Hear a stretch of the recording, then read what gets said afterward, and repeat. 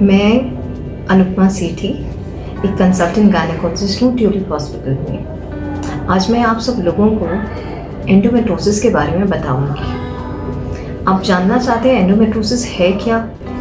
Endometriosis से बहुत सारी औरतें, बहुत सारी महिलाएं परेशान रहती हैं और ये बेसिकली इनफर्टिलिटी या संतानहीनता का बहुत पुराना कारण है।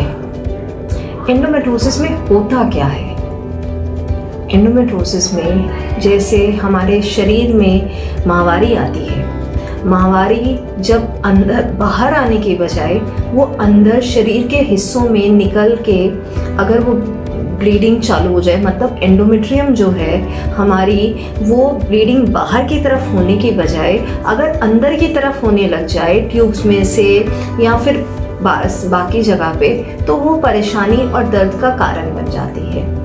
और जब महीना आता है उस समय वहाँ भी ब्लीडिंग होती है और इससे क्या होता है कि जैसे बाहर आने के बजाय अंदर खून इकट्ठा होना चालू हो जाता है और वो तरह तरह के रूप में सामने आती हैं। इंटेस्टाइन्स में भी एंडोमेट्रोसिस काली काली परत की तरह से हो जाती है।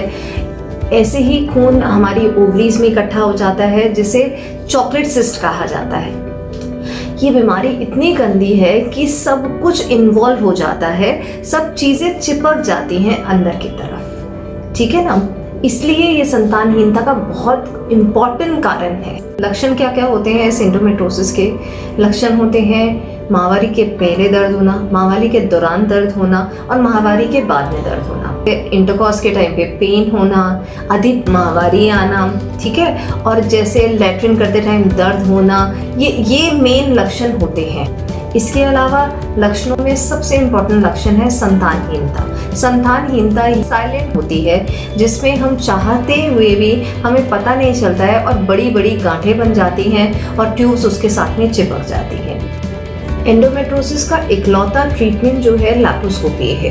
इसके अंदर हम क्या करते हैं, पेशेंट के पेट के अंदर हम नाभि से दूरबीन डालते हैं और दूरबीन डालने के बाद में सारे एरिया को देखते हैं एंडोमेट्रोसिस कहाँ कहाँ है। तो हम जैसे ही दूरबीन डालते हैं पेट के अंदर तो वो हम क्लॉकवाइज चलते हैं, यानी कि पहले बच्चेदानी देखी, उसके बाद में हमने ट्यूब्स देखी, उसके बाद में हमने अंडाशय देखा, अंडाशय का नीचे का एरिया देखा, बच्चेदानी के पीछे का एरिया देखा, उसके बाद में हमने फिर दूसरी साइड के अंडे दानी देखी, ट्यूब्स देखी। ये सब चीज़ें देखने के बाद में फिर हम जैसे जैसे आगे बढ़ते हैं, हम ऊपर की तरफ बढ़ते हैं, वैसे वैसे हमारी जो है ये एंडोमेट्रोसिस अगर हमें कहीं एंटीरियर एब्डोमिनल वॉल पे या इंटेस्टाइन पे नज़र आ रही है, फिर उसके बाद में हम दूरबीन घुमाते हैं ऊपर की तरफ, तो हमें एंडोमेट्रोसिस कोई पुराना स्कार है वहाँ एंडोमेट्रोसिस है, या फिर लंग्स में सारे में एंडोमेट्रोसिस दूरबीन द्वारा नजर आ जाती है। उसके बाद में इसका इलाज क्या है? इलाज बहुत ज़रूरी है क्योंकि पेशेंट को जो दर्द होता है, जो जितना इनकैपेसिटेटिंग होता है पेशेंट के लिए, इसलिए हमें इसको पूरा इलाज करना चाहिए। अब इलाज हम दूरबीन द्वारा करते हैं। सबसे पहले शुरुआत में हमें पेशेंट के सिम्टम्स को रिलीव करना है, मतलब उसका दर्द का निवारण करना है। तो हम जब दूरबीन डालते हैं तो अधिकतर केसेस में एंडोमेट्रोटिक सिस्ट होती है, तो हम सिस्ट को रिमूव करते हैं। हम ये ऑपरेशन होता है दूरबीन द्वारा जिसपे सिस्ट को रिमूव किया जाता है। सिस्ट को रिमूवल के बाद में जो लैट्रिन का रास्ता है आप कहेंगे या फिर इंटेस्टाइन्स है, हाँ, वो भी अलग करी जाती हैं क्योंकि ये इस कंडीशन में ज्यादातर बच्चेदानी पीछे इंटेस्टाइन से चिपक जाती है। लास्ट मतलब ऑलमोस्ट रेक्टम से चिपक जाती है। रेक्टम वो एरिया होता है जो लार्ज इंटेस्टाइन का सबसे नीचे का एरिया होता है और उससे वो चिपक जाती है।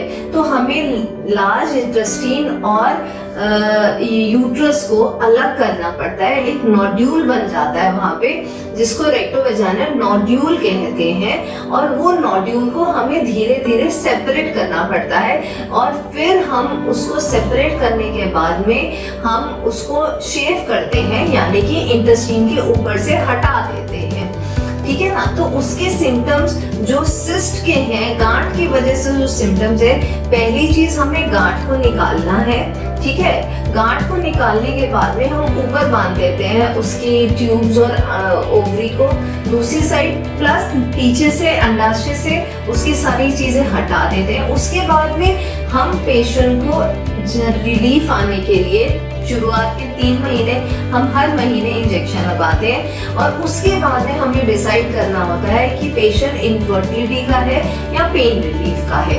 उसी के अकॉर्डिंगली उसका ट्रीटमेंट आगे चलता है। एंडोमेट्रोसिस के बहुत सारे ग्रेड्स होते हैं, इसमें माइल्ड, मॉडरेट, सीवियर ग्रेड्स होते हैं, और severity according to the conditions it is present, and उसके अकॉर्डिंगली कंसीव करने में दिक्कत आती है। बहुत बार हम सिस्ट निकाल भी देते हैं, लेकिन ट्यूब इतनी बुरी हालत में होती है चिपकने की वजह से कि वो नॉर्मल जैसे अंडा कैच करना है, जैसे नॉर्मल एग और स्पर्म ट्यूब्स में मिलते हैं, तो वो नहीं कर पाते, और इसकी वजह से बहुत बड़ा कारण है संतानहीनता का।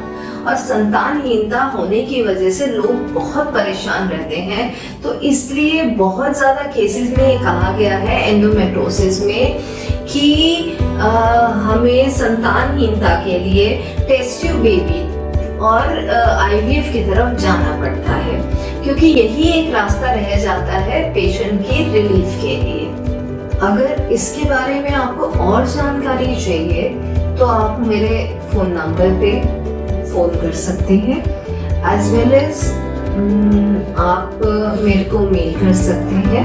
अगर आप किसी ऐसे व्यक्ति को जानते हैं जिसको बहुत माहवारी होती है, संतानहीनता है, क्या हस्बैंड से बतलाने के बाद में और मिलने की वजह से दर्द होता है, या फिर उसको मेंसेस ज़्यादा आते हैं, कम आते हैं, हर टाइम रहते हैं, दर्द बहुत ज़्यादा होता है, तो आप इस वीडियो को उनसे भी शेयर कीजिएगा और पूरा ट्रीटमेंट लें इस चीज़ का।